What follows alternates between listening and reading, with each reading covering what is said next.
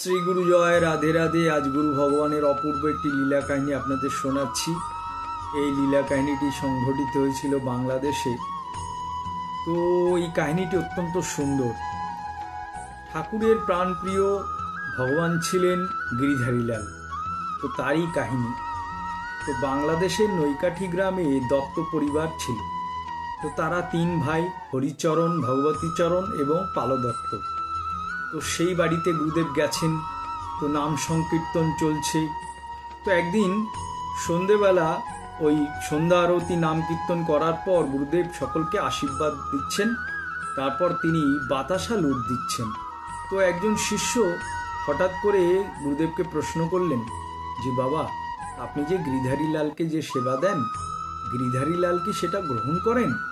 গুরুদেব সঙ্গে সঙ্গে বললেন, নিশ্চয় গ্রহণ করেন, কেন করবেন না।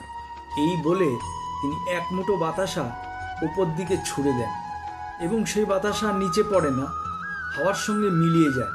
তো তখন ওই শিষ্য বলছে, বাবা, বাতাসা কোথায় গেল?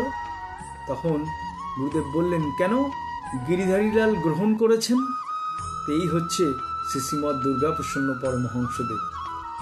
তিনি সত্যিকারের যে ভগবান এবং তার যে সমস্ত লীলা কাহিনী, এবং এগুলো জাদুর মতো। অনেকেই তো বিশ্বাসই করেন না যে এই ধরনের ঘটনা ঘটত।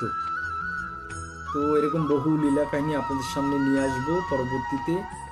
ভালো লাগলে আমার সঙ্গে থাকবেন এবং সকলের সঙ্গে শেয়ার করবেন এবং সর্বদাই ভগবানের নাম করুন।